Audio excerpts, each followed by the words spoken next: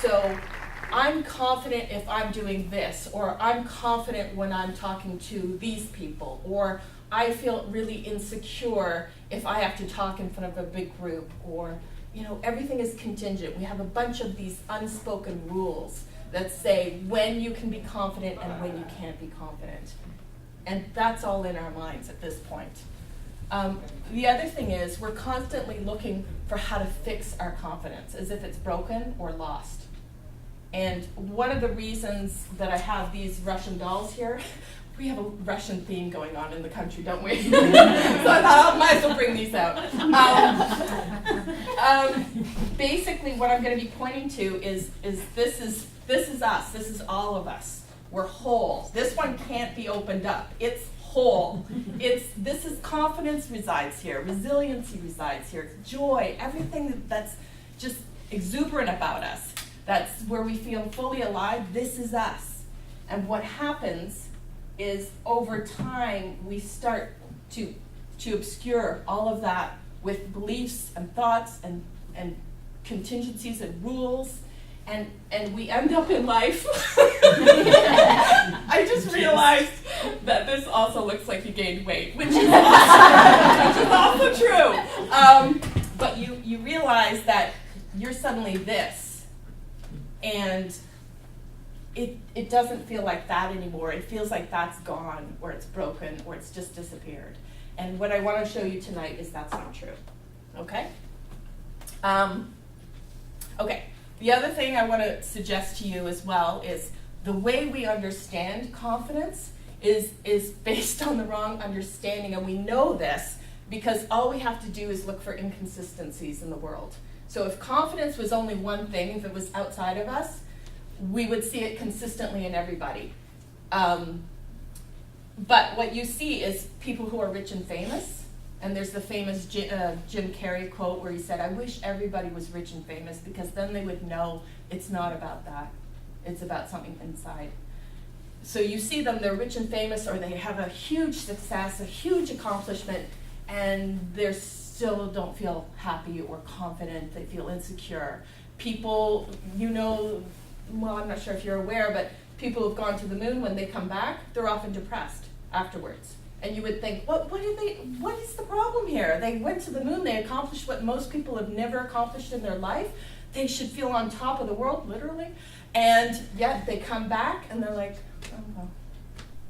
So what is that about? How do we have those inconsistencies? The same thing with people that we may say, well, they're disadvantaged in the world. So of course they're not confident. Of course they feel insecure. There's a reason for that. Look, they've had to struggle their whole life. They haven't been given the advantages that other people have been given. And yet we see time and time again, these same people will rise above that and feel secure, feel like they can accomplish whatever they want, and they do. So there's inconsistencies with the way we currently see things. Ah, you did it. my family put that together. All right. So let's start at the beginning. I know it's a terrible picture. My daughter looked at it, she goes, "What is that?" It's a baby. So we're going to start at the beginning. So here we are as a baby, and I want to go over how we're designed. So this baby is also this little guy here, and it's also all of you at one point in your lives. Okay, so don't think, well, I'm not a baby. This isn't, this no longer applies. It does. It's in you already. So when you think of a baby, so everybody picture a baby. Picture what a baby is like. You have okay, so we have a perfect example. What's Mika like in the day? Like, what is his nature like? He's all over, and again, he has a lot of confidence because he thinks he can do everything. And so I have to be right after him because no, he can't, and he doesn't understand it. So. Do you find he's like resilient? He bounces back pretty easily? Yes. Yeah. Does he go through moods really easily? Yeah. Yeah. So you notice that a child, a little baby will be crying atrociously 1 minute, and the next minute they're laughing. And it's no big deal. And there was a really cute story I heard the other day where the mother was talking about their child, and the child had been crying And the person said, well, you know, what's wrong? Like, everything's sorted out. You shouldn't be crying anymore. Why are you still crying? And the child looked at her and she said, well, I'm not done yet. And isn't that the truth? We try to stop ourselves, like, okay, I should be done with this now. Da, da. But children know, well, I need to just finish. I need to let the emotion, whatever I'm feeling, I need to go right through me and let it finish. When I'm finished, I'm finished. But we as adults, we try to control so much and say this is wrong or that's wrong, like our eating, you know? Children know when they're finished, when they're full. They listen to themselves. They know intuitively, innately, when they're done with emotions, with food, whatever. And they don't judge it. We do. Okay, so they're confident, resilient. They move through moods. They got a lot of joy, don't they? They laugh. They don't take things too seriously, do they? They're not judgy either, are they? Do they resent? Do they hold grudges? No, they're sort of happy-go-lucky. Okay, all right. So is everybody getting a picture? And you know what else is funny about kids, babies, you know, little ones? Sometimes they'll say the most profound things, like, well, I'm crying because I'm not done yet. And you're just like, that makes so much sense. So this is all of us. We have also common sense. We also are extremely curious, aren't we? We're curious about everything. And we're highly creative. We imagine and we allow insight to come to us how we're going to do things. And they're constantly inventing things, aren't they? Yeah. They're pretty amazing, aren't they? So you get the picture, okay? That's us.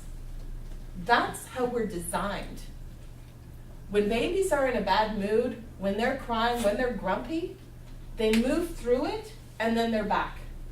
Our system is designed to work like that, to move you through and then move you right back to balance. And then what happens? Uh-oh. Uh-oh, this is where the story takes a turn. So young children, what do we start doing as adults? I think it's adults do a lot of don't. Oh, we do, don't we? Don't. We have a lot of rules, don't we? So suddenly we put rules on everything. We have expectations placed on them. Oops, that's me. We have rules, we have expectations. We also, is that you? No. It's not me. Is this? Is that, who's that? That's me. Okay, you already spilled something. Okay, so we have rules, we have expectations, we put parameters on things. We also tell them what they should be believing. So we have a whole bunch of belief systems that we tell our children, you must believe this. This is what a good person does. This is what a confident person does. This is what it looks like to be insecure. This is how you fix this. Like, we basically condition them at that young age, innocently, because it was done to us too. And children under the age of 7, they actually have the theta brain waves, which you can imagine, they're still in their imagination. So things that come to them seem like truth. They don't question them. They don't have the prefrontal cortex that tells them, oh, should I really believe this? They take everything at face value. So they start adopting all of the belief systems that parents, school, other kids, other adults, churches, whatever they are exposed to, they start pulling them in. And then we become grown up. And oh boy. We've got all this stuff, all these layers on top of this core. And we no longer allow our system to work the way it was designed to work. And I'll go into that a little bit later, okay? So we go from here to rigid, confined, judgy about ourselves and everything else. and we start to look outside of ourselves for our confidence, for our happiness, instead of where they found it, which was just being present in the moment, fascinated with everything, creative and curious, and resilient. All right. So, what I find amazing is, even though we have this understanding, or we can see this now, we often don't appreciate it in our own regular day-to-day lives, because there's wisdom that's pointing to the fact that your whole and your system is designed to return itself to whole, to return itself to joy, happiness, resiliency, confidence. It's designed that way. It's designed to go up and down. What we neglect to see is all the wisdom out in the world that's constantly telling us this. And if you just think about it, think about some of the expressions that we have in the world. We have, oh, well, she wasn't in her right mind. What the heck does that mean?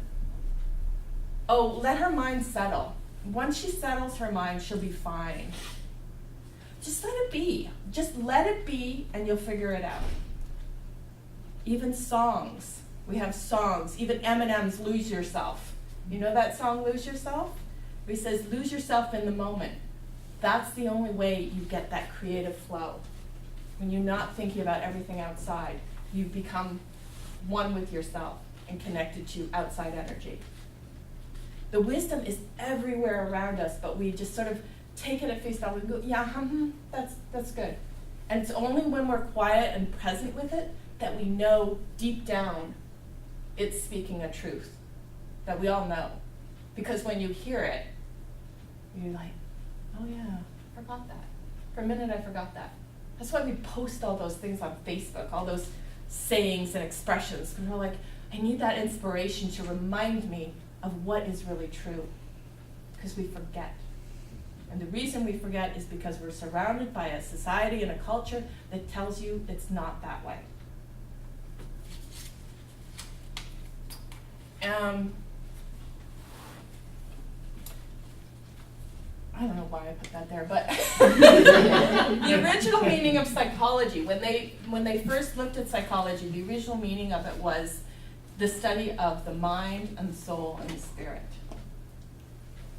And this is what we're pointing to, the soul that resides within all of us, that deep, deep knowing that we're actually okay.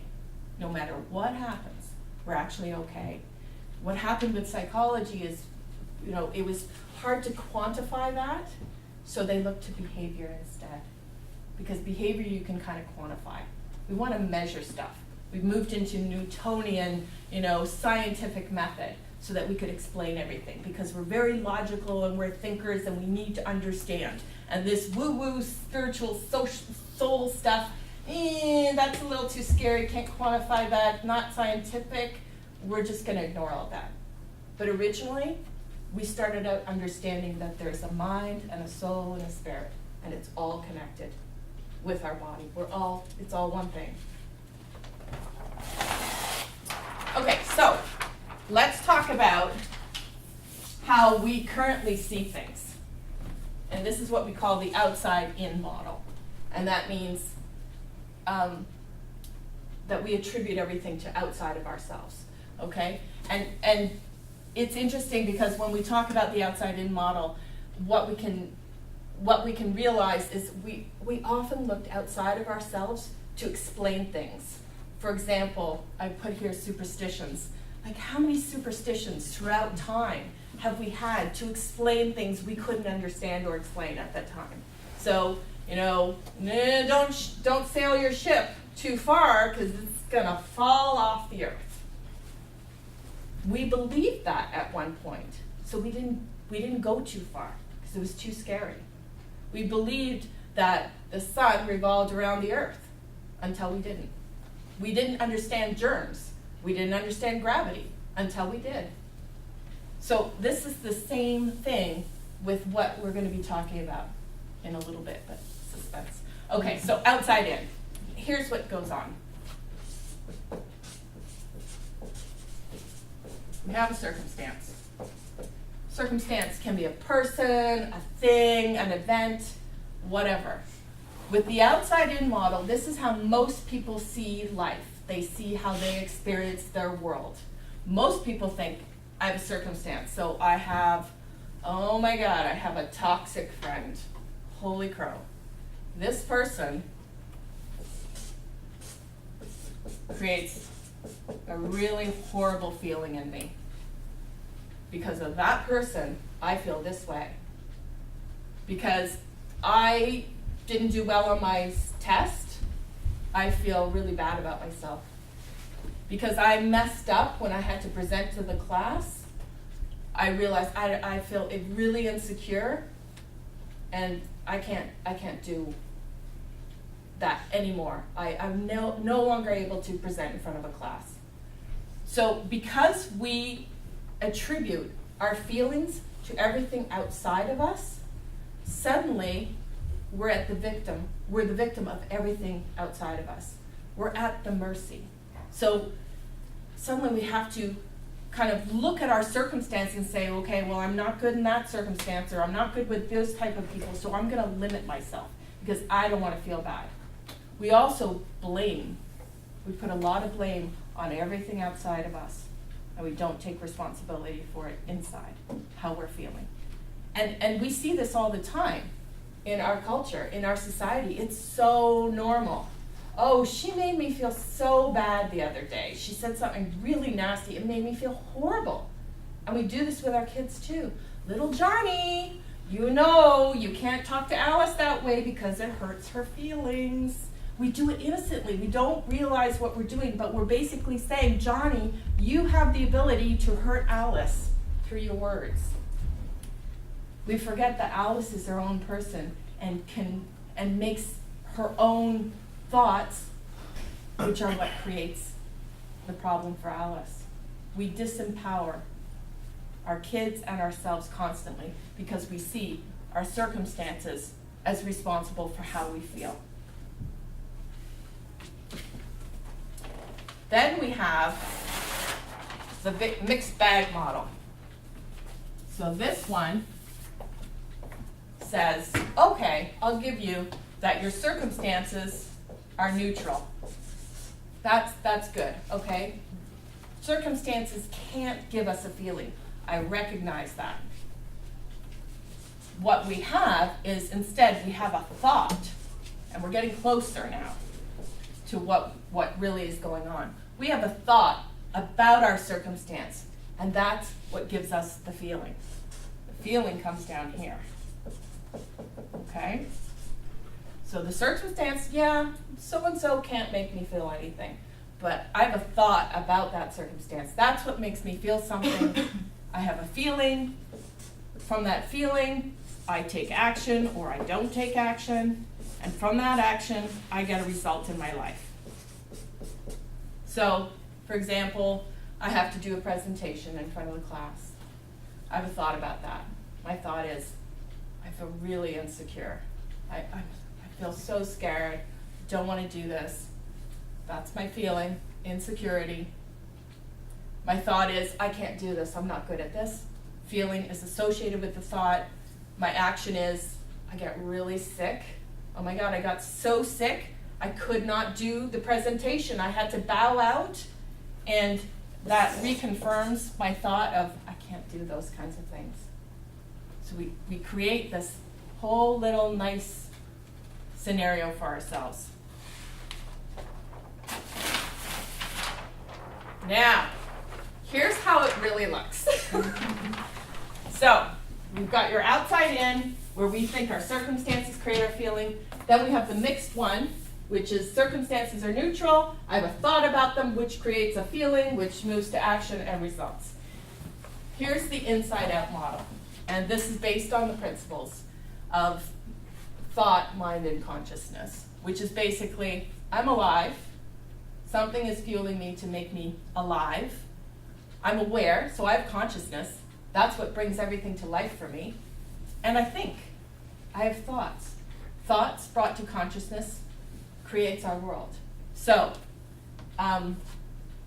in this model, we have a circumstance, we have a thought about the circumstance, but the thought and the feeling are basically the same coin, just the other side, but they come like together.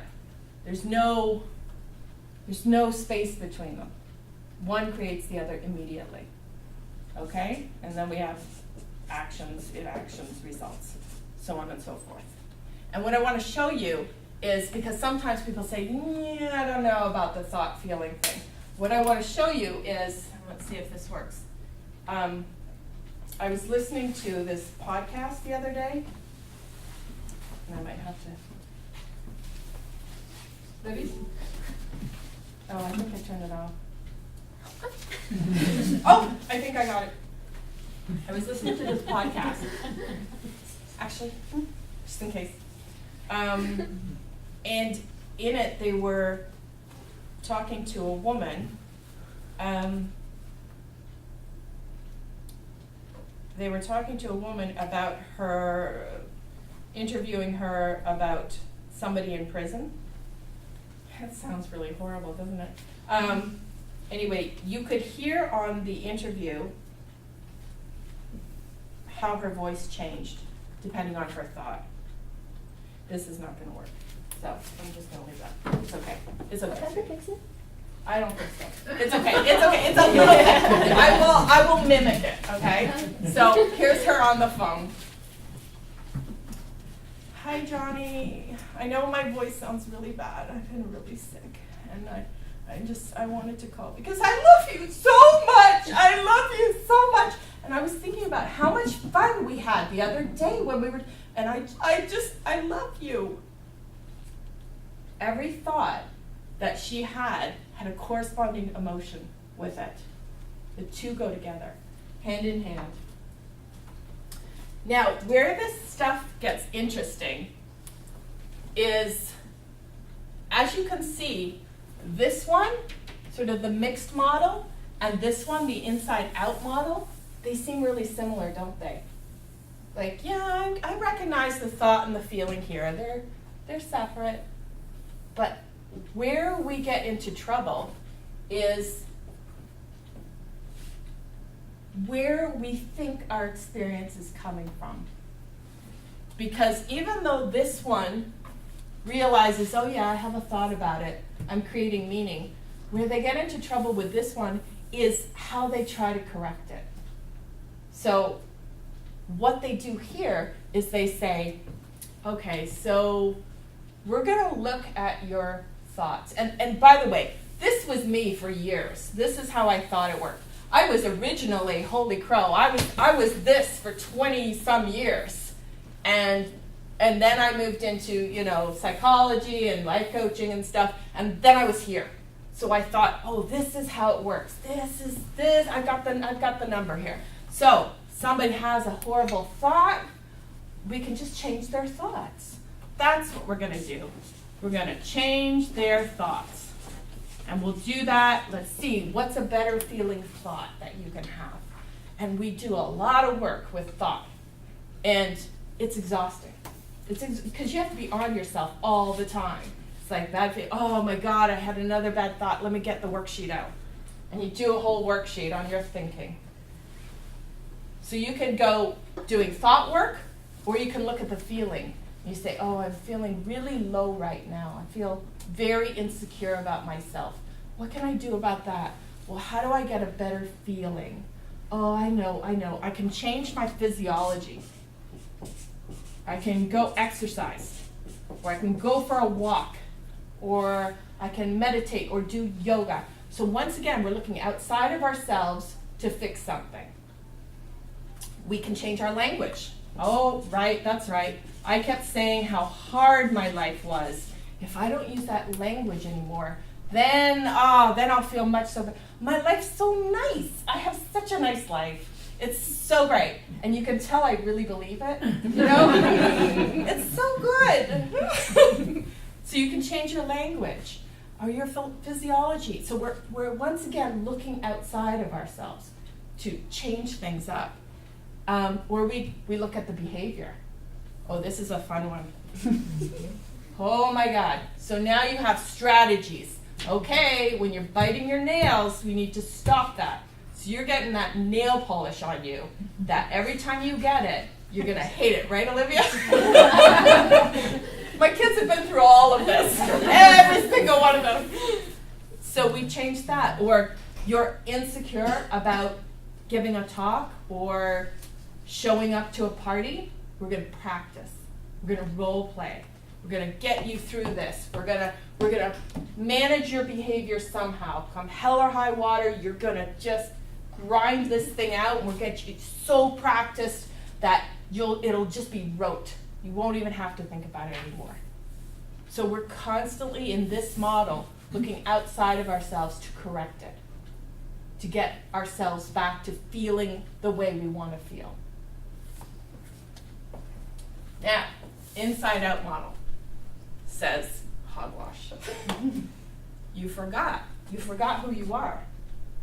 You forgot how the system works because of all your thinking and all your belief systems and all your expectations and your rules and your thought patterns that you create for yourself that wind you up. You forgot that your system is designed to naturally return you back to whole, to joy, to creativity, to confidence, to resiliency, to seeing the beauty and the magic in the world. You just forgot. It got covered over by a whole bunch of thinking. So what the inside out model says is you don't have to actually do anything. Because when you do all this, or this, blame, I call it the Wonder Woman, where you got the bracelets on, you go pa-choom, choom, choom. It's somebody else's fault. When you do all of that, you're still outside of yourself. You're still trying to correct it from the outside in. And what you're really seeking is something that's already in you. It's always been in you. You just forgot. So what this model says is, look at, all right, this is I should have my daughter, she's really good at drawing, both of them are. That's a person. Okay, so this is a thought bubble. In those two models, this is what goes on. This is all the thinking. Okay, I'm doing the worksheet, I'm changing my behavior. Oh, that's right, what was the third step? I can't remember what the third step is. I'm going to have to refer back to my paper to figure out what the third step is because I missed the third step, which means that I can never be confident again. Got to go back. This is exhausting. So what happens is we fill ourselves up with all this thinking and thought, and where do you think we are on a scale of feeling good or feeling overwhelmed? Yeah. We haven't made things better. Or we've temporarily made things better because we think we're in control again. So we have this little fallacy and this little fantasy going on like, well, now I'm back in control. I got this. I got my worksheet. I got my behaviors in check. No problemo. I'm confident. That's right. I'm confident. Affirmations. Good one. Affirmations. Positive thinking. If I just think positively, it will all be fine. But all we've done is stuffed our head with more thinking. And when we have more thinking, we don't actually feel better. Think about that little kid. Do they have a lot of thinking going on?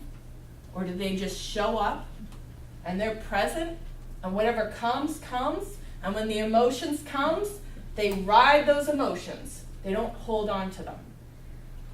They let it go.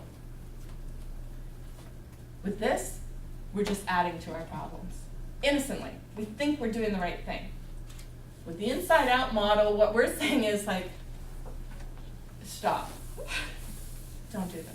There was a really funny Bob Newhart skit. I don't know if you know Bob Newhart, but he was a comedian back in the day.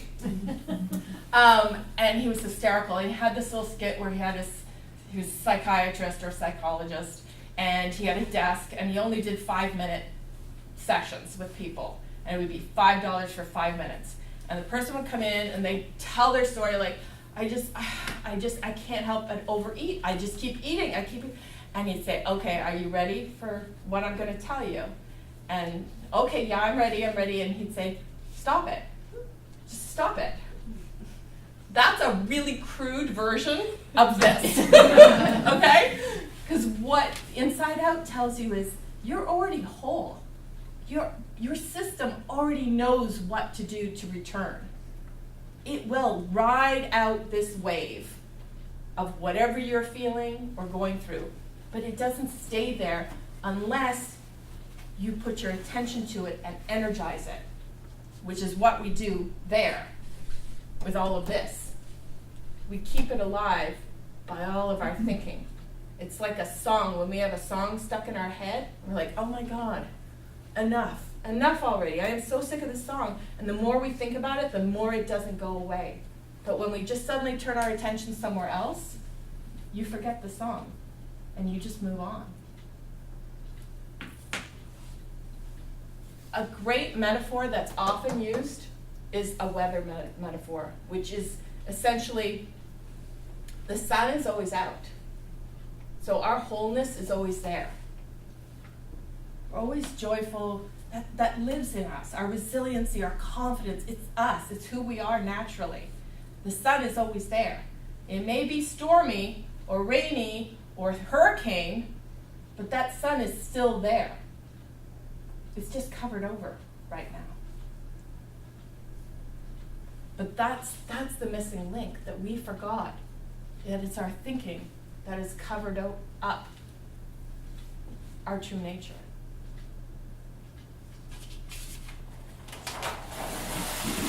So, since thinking is like the crucial piece here, I thought I'd talk a little bit more about thought and how it's a blessing and a curse. We have about 60 to 70,000 thoughts a day. Amazing, huh? And most of the time, every day, we think the same things. We go through these habitual patterns of thinking the same thing. Start to notice what you think about during a day. You usually return to the same things. What we need to recognize is that that thought is energy. Okay? It's like it's something that unless you direct your attention to it, like when you're trying to manage it, thought just comes to us naturally. We don't say in 5 minutes, this is what I'm going to be thinking about. We can't predict that. Thought just comes. Where it comes from, the ether. Where our insights come from, I don't know. How we can be listening to something and then suddenly get some other thought, where did that come from? I don't know. We're all connected to this other energy that provides us with this ebb and flow of thought. And sometimes we're riding a high where we're in a really high state and everything looks really amazing. And sometimes we're riding a low and life looks pretty miserable and pretty hopeless, as if you're never going to get out of it. And if you turn and energize those thoughts, you'll stay stuck here for however long, until you wake up, until the system is able to do what it naturally does without you trying to override it. It will return you back up here. And then you'll catch another wave. But what we always forget, and I love this little expression, somebody said that a thought is a wave. And we think we're the wave, but we're really the ocean. And it's so true. We're not our thoughts. But during the childlike years, suddenly we start associating with them. We suddenly develop a self, an identity, and we label ourselves. Well, I'm shy, I'm this, I'm that. And we think our thoughts about ourselves are us, and they're not. It's just, we're confused. It's innocent, but it's reinforced in our society. Yeah, she's really good at this, she's not good at that, he's this, she's that. We label everything, we judge everything, we pigeonhole people. We forget that there's an ebb and a flow. We forget that we're creative creatures. They're full of resiliency. Look at all of us in this room. We've all survived whatever the hell we had to go through. We're here. We've all had to go through dark periods, haven't we? And we've come up. And there'll be another. But the thing to remember, rather than judge this as wrong, we have to recognize that this is normal. It's normal for all of us to do this, to move through our energy, our energetic thoughts. Completely normal. It's when we think that it isn't normal that we get ourselves into trouble. That's when we try to override the system. Oh, okay, so the other thing about thoughts that's fascinating is, I said we think we're the wave, we think we're our thoughts. We also often don't know that a thought is just made up. We don't have to actually believe that thought.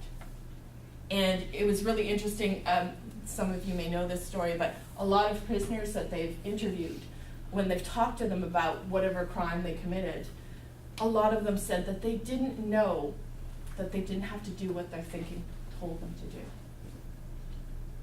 When they had the thought, rob that person, they thought, okay, I guess I have to rob that person. It makes sense. They didn't understand that there was a choice there. They could ignore that. They could not take their thinking so seriously. Another example is me. Years ago, I was at the Grammy Awards show. I was helping out backstage, and it was live TV, and I was finished with my job, and so they said, oh, you can go in the audience, it's fine.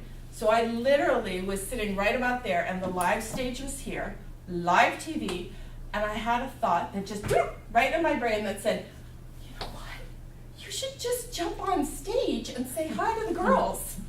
And I'm like, oh my God, I can't do that. Live TV, I'll be able to say hi to my girls, I'll be escorted off. There'll be a whole thing.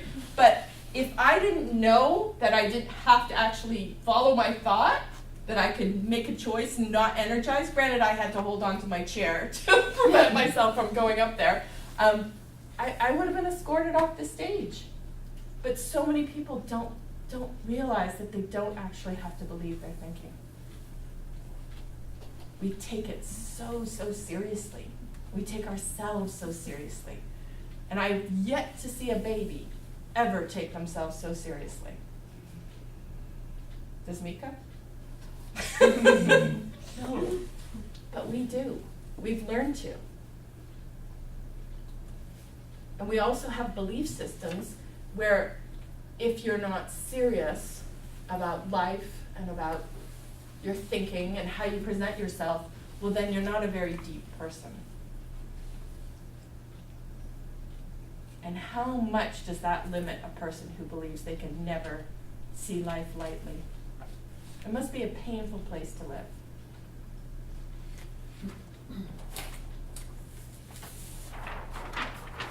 So how does this relate to confidence?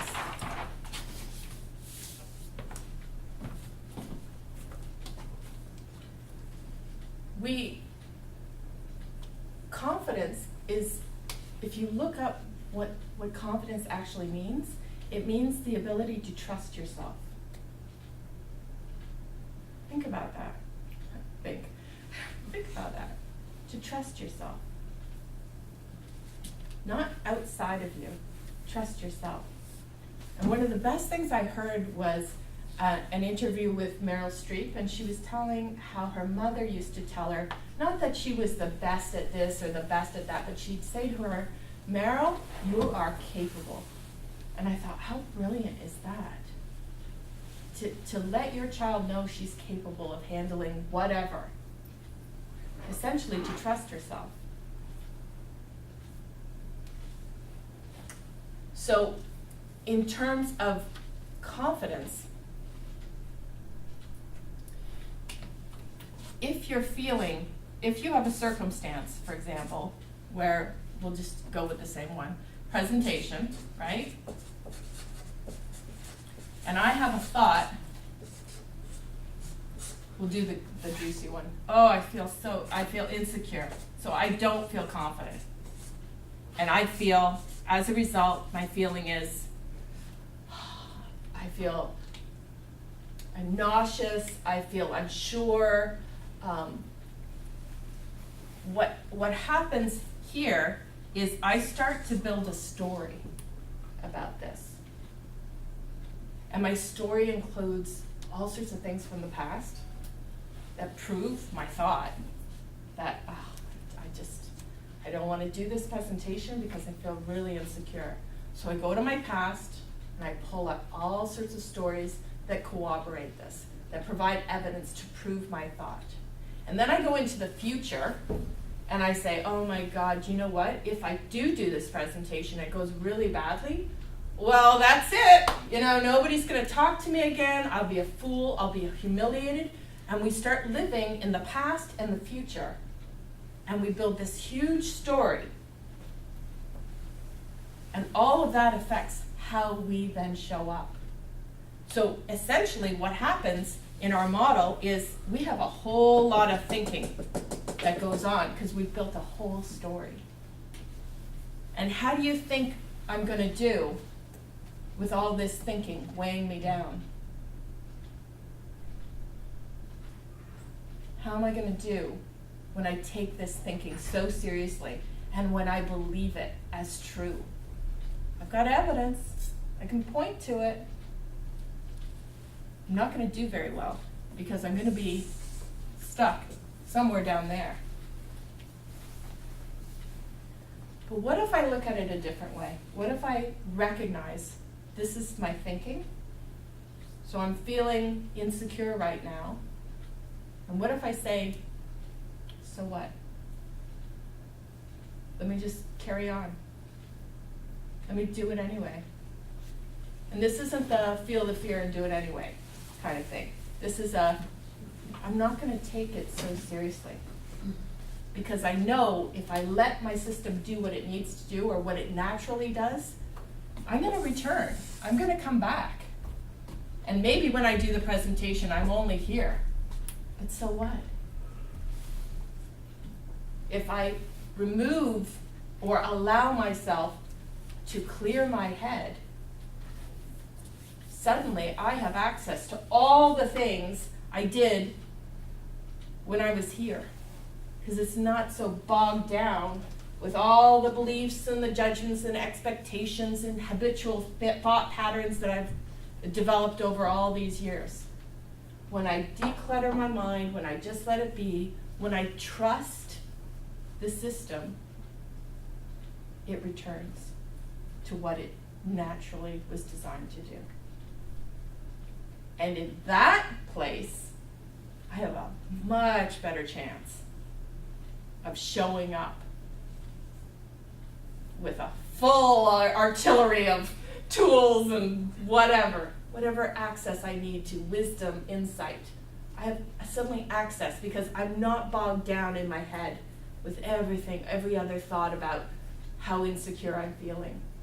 Suddenly my natural confidence can come up and I can say, I'm just a person and I'm just showing up and I'm telling you something. I'm telling you a story. And that's it. That's all it is. Oh, that's the last page. I couldn't remember. Oh, and you know what was interesting? It's so funny. When I was thinking about this, I recall back in the day when I was doing my thesis for my undergraduate, my graduate, or my master's.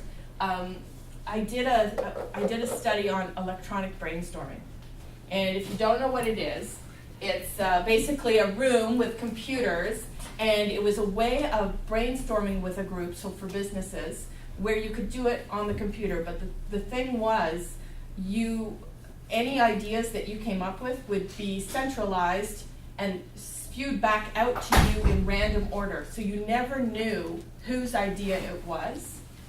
So there was suddenly, you removed judgment, you removed labeling whose idea was what, there were so many benefits, and it actually, we did find that it was significantly improved the brainstorming, creativity, and productivity.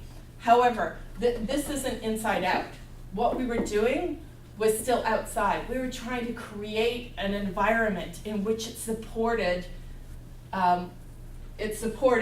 access to this. But we were still doing it from the outside.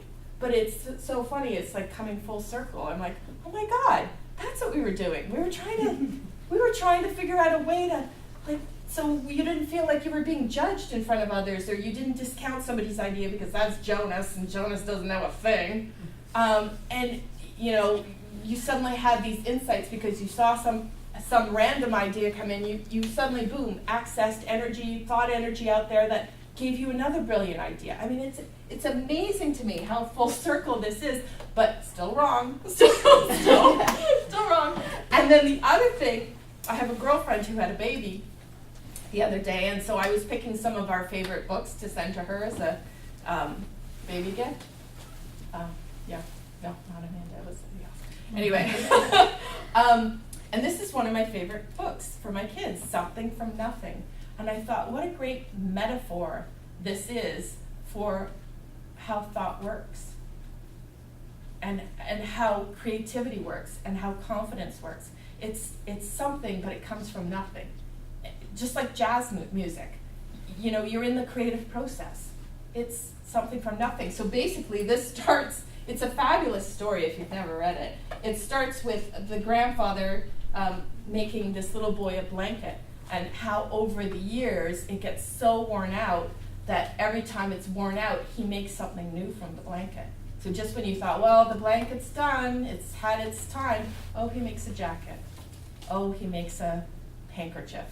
He ends up making a button at the end. But it's something from nothing. And I thought, what a wonderful little metaphor for how our thoughts work and how all of this works together magically. So, that's about it. That's about it. I didn't time this, so I have no idea what time it is. You're perfect. You Am have I? time to answer questions, time to chat. You're perfect. My daughter said, you should really practice because, you know, you haven't said anything or done anything. I'm like, it'll show up. She's like, you need to time this, Mom. There you go. Lana, I think I'm writing down at the bottom that you have role of love questions. Oh, yeah. Oh, And I just Oh. love how it's really tiny. Thank and you. Forgot it. I So forgot I'm- about this. Thank you. So I'm dying to know what you were going to say. Okay, what I was going to say is our feelings are always clues to our thinking. So the only thing you can ever have is an insecure thought. That's the only thing you're really experiencing. You're just experiencing your thoughts. The role of love, there's a beautiful book, Marianne Williamson. She talks about emotions, and she said, essentially there's, if you want to look at it in a simplistic way, there's basically two types of emotions. There's fear and there's love.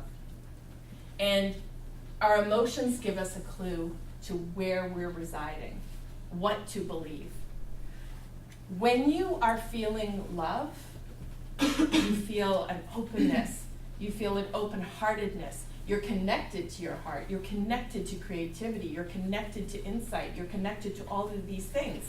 There's no animosity, there's no judgment, there's no labors, there's no barriers. So you have access to all of this stuff. In that place, when you feel that place, the place of love, you know you're on the right path. When you feel insecurity,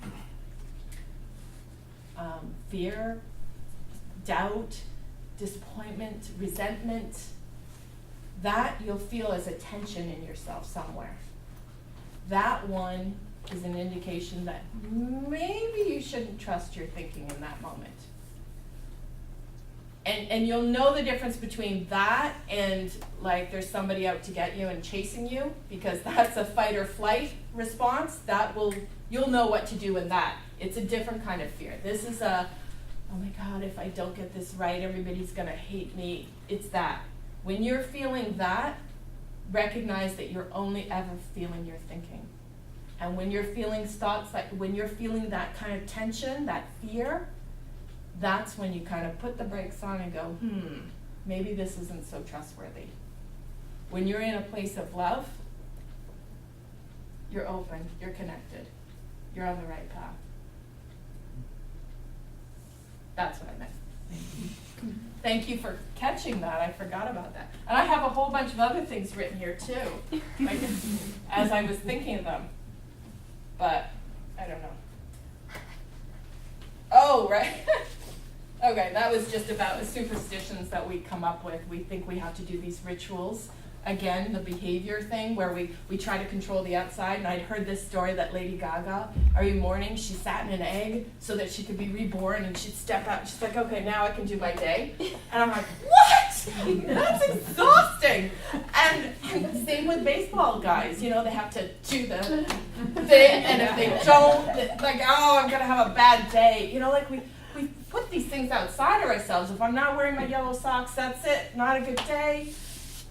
It's crazy. Like, when you look at it, it's crazy. But we get caught up in our thinking, and we take it so seriously. And because we're thinkers and we're so logical, we have to explain everything. We constantly look outside ourselves to, like, explain, oh, that's why I'm feeling this way, because this happened. It's completely natural because we're intellectual beings. We want to explain our environment. We want to have patterns that make sense. So we're always looking outside when in fact it's inside. It's an inside job all the way. So Lana, are your recommendations to like try to just stay, like say your presentation, and you're going through these steps. Yeah.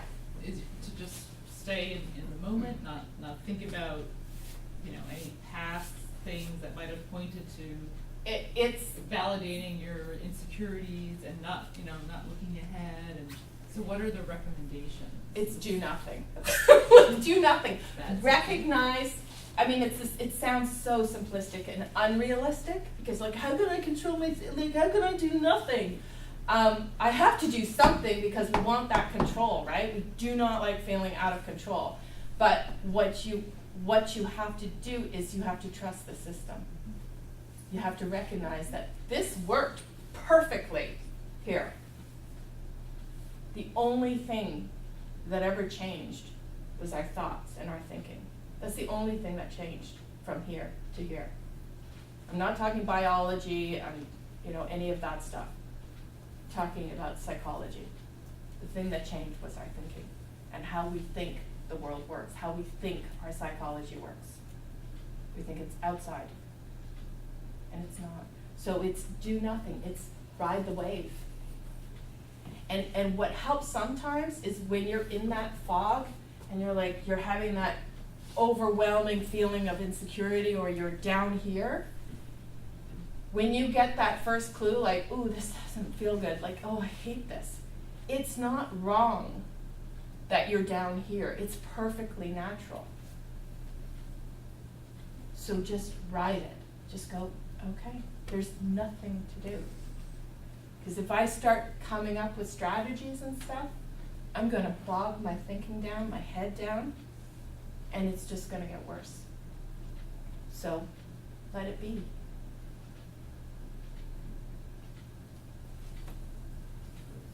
Do you think you have to trust yourself to be able to do that? To do which? Nothing. To do nothing? In a way, it's trusting yourself, but more so it's trusting how your system naturally works, how we were designed to work. And it can be scary when you have a lot of evidence that says, oh, no, I'm different. Maybe it works for them, but I'm a little bit different. This somehow, there is something fundamentally wrong with me. And, this thing got broken in me. And so I'm a special case. When you recognize that your system will naturally resolve itself if you let it, if you leave it alone, that's the part you have to trust. And you also can't say, this should take about 5 minutes, right? Like, because that's how much time I have, because I'm not feeling this. I'm not liking this. I don't like being down here. My life has been down here for so long, enough already. Because look at Joe Schmo across the street. They're always here. I hate that. No, it doesn't work like that. It moves when it moves. But you have to trust that it will move. How about faith in what you're saying? Faith Like is a that- good thing. That you have, that you believe that's Yeah. how the system is.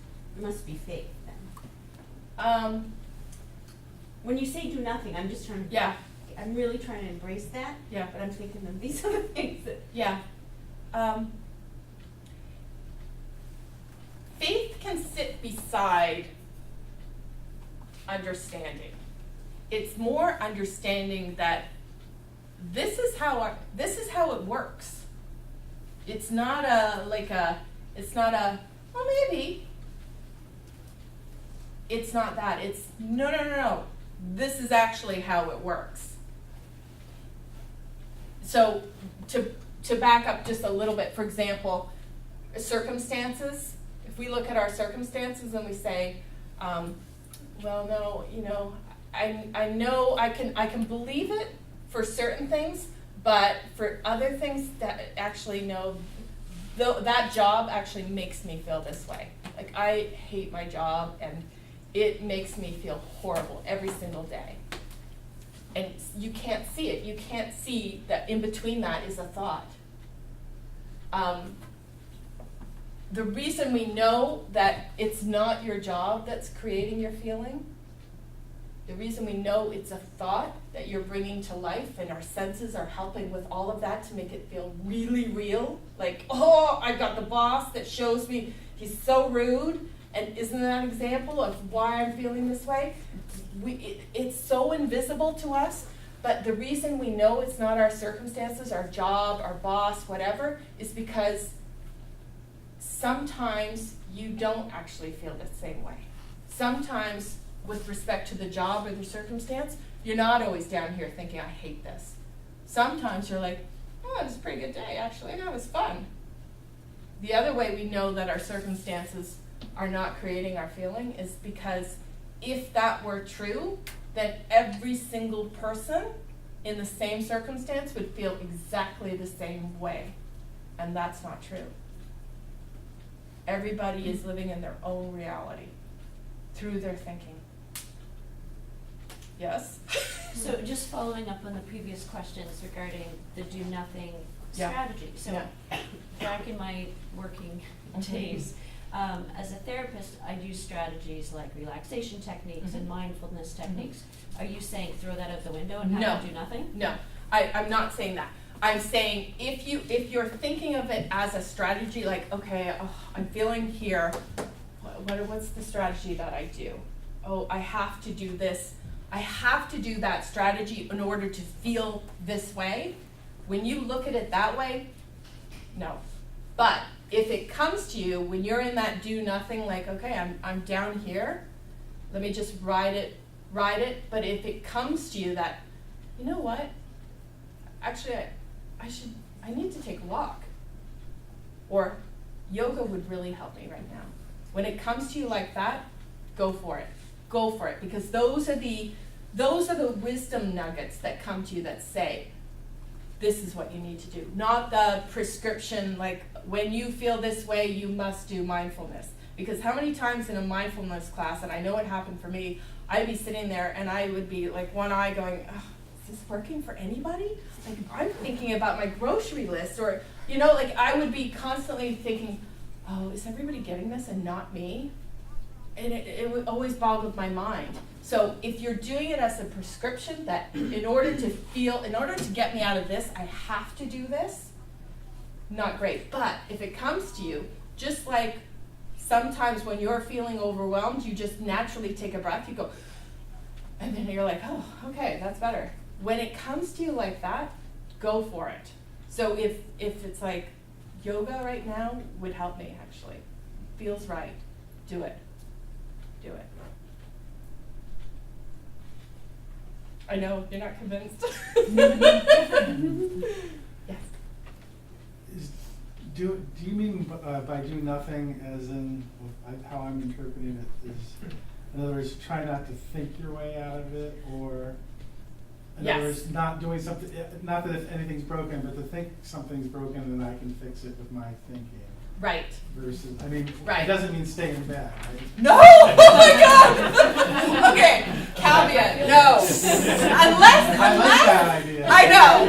Unless somehow your own inner wisdom says, you know what, I just need to take a nap right now.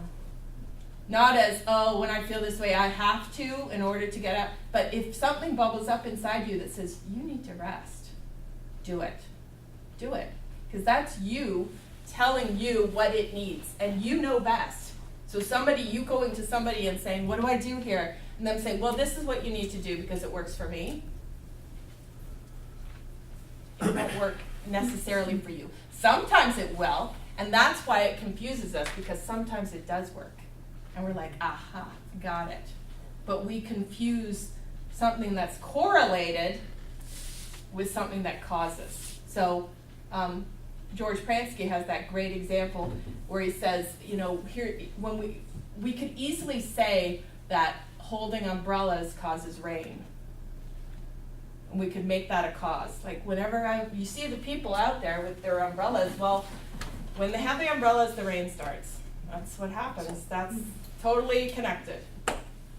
And instead they're correlated. It's like when it rains, yeah, it's caused by something else. And when it does, yeah, you're going to see people out with umbrellas. So the do nothing does not mean lay in bed and be depressed. It means don't try to outthink your thinking, because you're going to get yourself muddled up. Relax the thinking.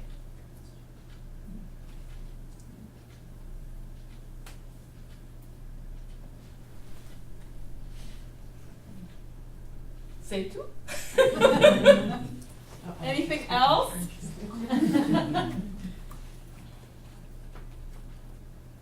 So I just want to say, before you spill something, you're already confident. There's nothing to do except stop obscuring your natural confidence, because it's there. And it shows up when you're not thinking. It's already in you. Don't overthink it. So I have a question. As I look at Grammy Awards in your story. Oh. So let's say that how do you know that that's a wrong thought? Because you could be confident enough to say, well, I'm going to do it, I'm going for it, and then, yeah, you do get scored out, but then you get it right? Then you're just like, I did what I wanted to do, and I had the confidence to do it, to stand up in front of everybody and say hi to my girls. So how do you make that? Well, one, not necessarily a wrong thought, right?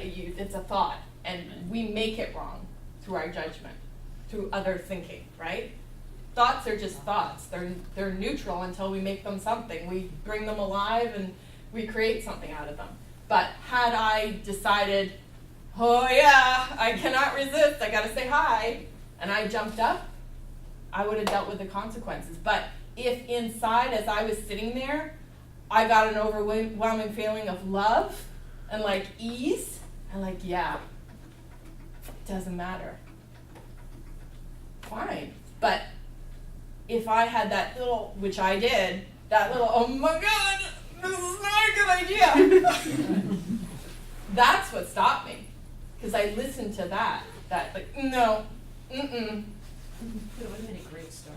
Yeah. It would have been. Bruce! Yeah, it would have. It's not meant to be. I still had a good time though.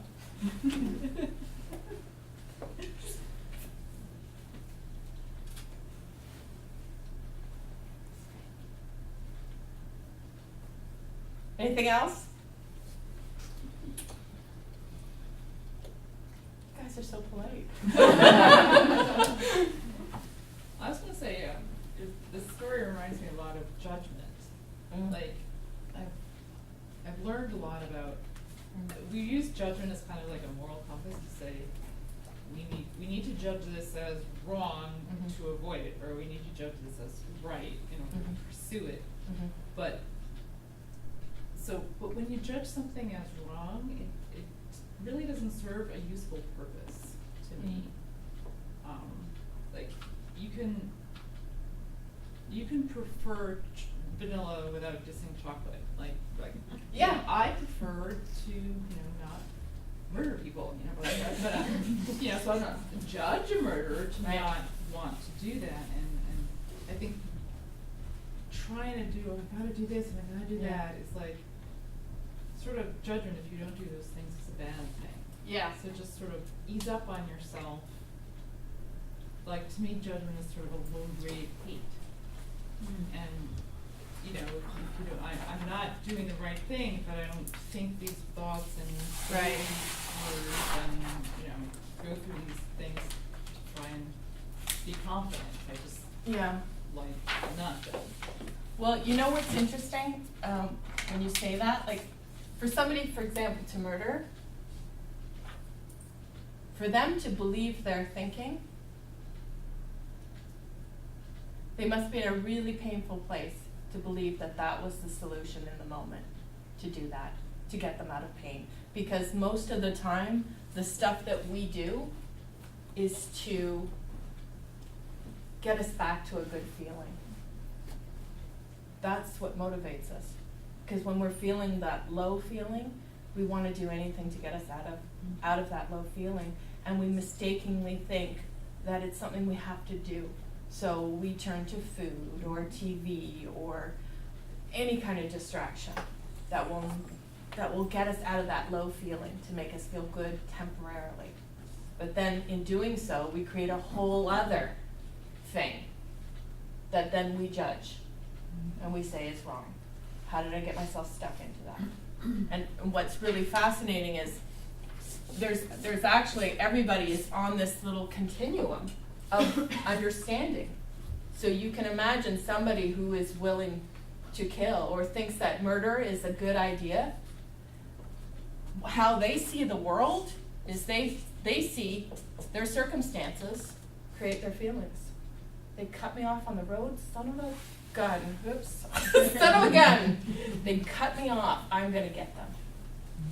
I'm gonna get out of my car, I'm gonna beat them up, because they did that to me. And I wanna feel better, so I'm gonna lash out because they're responsible for how I'm feeling. So people are way over here, and then people are here where they're like,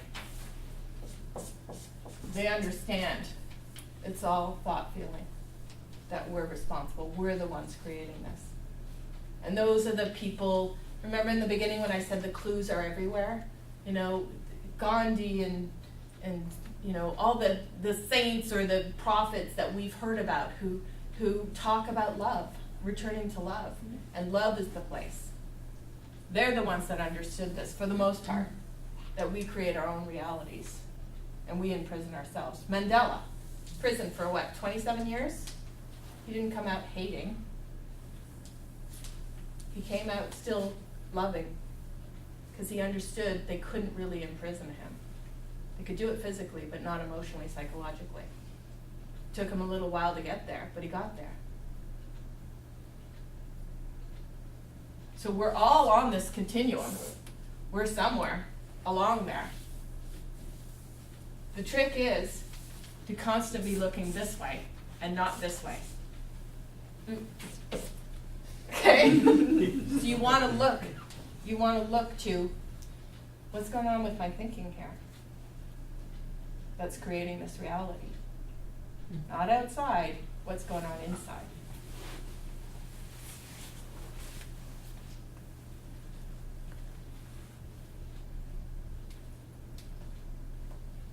Make sense? Sort of, kind of? And you know what? If you're like, what the what? Don't worry about it. Just let it sit. Let it sit. Because deep down, I promise you, you already know this. You do.